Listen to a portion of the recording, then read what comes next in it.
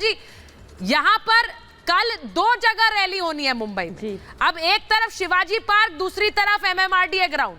मैं ये नहीं कह रही हूं कि कौन सी रैली में ज्यादा भीड़ जुटने वाली है, लेकिन आपको लग रहा है एक मोहर जरूर लगेगी। सालों से हमने शिवाजी पार्क की रैली देखी है, पहली बार एक और रैली।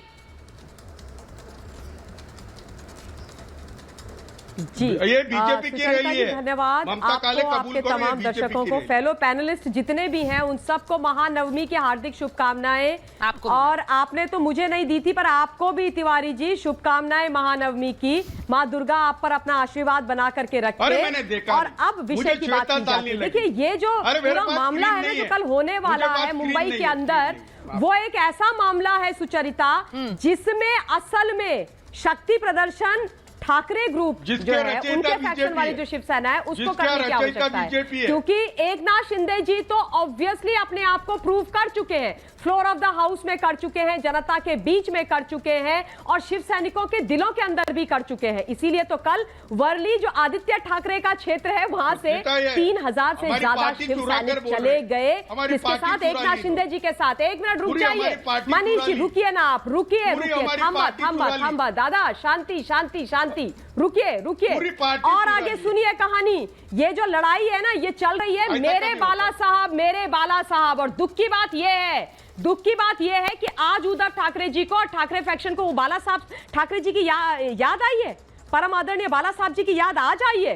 तब याद नहीं आई थी जब महाविनाश वसूली अघाड़ी सरकार का गठन कर रहे थे, जब उस कांग्रेस और एनसीपी के साथ इन्होंने हाथ मिला लिया था, जिनको देख नहीं सकते थे बाला साहब जी, उनके साथ सरकार बनाना तो दूर की बात। और बाय द वे, कल भी आदरणीय बाला साहब जी के नाम पर सारी चीजें हो रही है। बोल रहे हैं कि भैया विचारधारा हमारे साथ है, बाला साहब जी हमारे साथ है। और लोग किसके ला रहे हैं भाड़े में?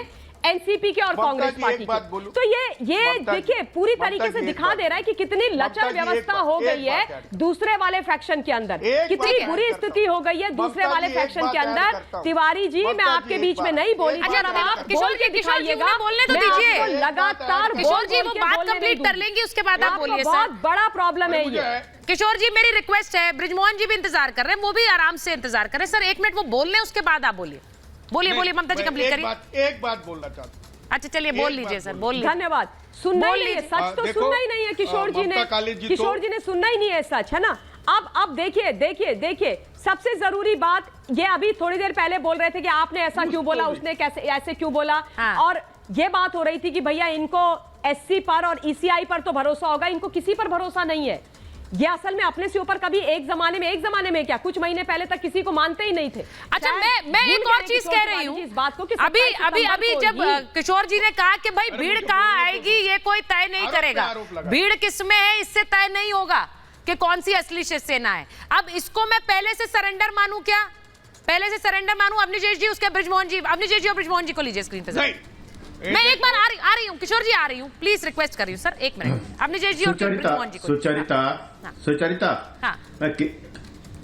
सुचरिता, किशोर जी, पहला तो मेरा आपसे ये निवेदन है कि पत्रकारों को ये आप निर्देश देना बंद कर दीजिए। अब सचिन वाजे और परमवीर सिंह नहीं है, किस भ्रम में है कि आप ऐसा मत बोलिए, आप निष्पक्ष रहिए, ठीक है ना। आपसे कृपा करके अब आप उससे बाहर निकलिए। अब सचिन वाजे और परमवीर सिंह नहीं है वहां पर, जिसके कारण आप कहते थे। पहली बात।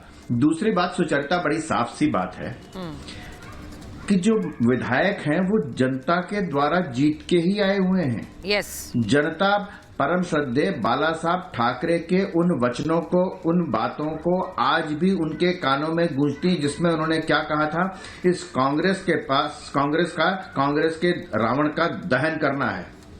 वो कांग्रेस आज भारत जोड़ो यात्रा में शिवसेना के सांसद नारे लगा रहे हैं। कांग्रेस ही नहीं है, 2-4 शिवसेना के सांसद हैं। ये भैया, ये रैली शिवसेना की नहीं है शिवाजी पार्क में। हाँ। ये रैली महाविकास आघाड़ी की जो जा चुकी है उसकी रैली है। वही लोग वो मातोश्री के सामने भी पोस्टर लगा रहे हैं, एनसीपी का पोस्टर लग रहा है कि आइए इस रैली में, और कह रहे हैं कि बीजेपी है। भैया पोस्टर सामने सामने किशोर जी लगा हुआ है, मुझे कोई आपत्ति नहीं है। आप लोगों ने मिलकर के सरकार बनाई थी, वो सरकार जनता ने उस सरकार को गिरा दिया। हाँ।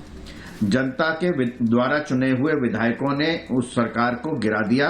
अब जो नई सरकार है वो वास्तव में बाला साहब ठाकरे जी के उन शब्दों, मंतव्य, उद्देश्य और लक्ष्य को लेकर के चल रही है जो बाला साहब एक बार नहीं हर दशहरा की रैली में बोलते थे।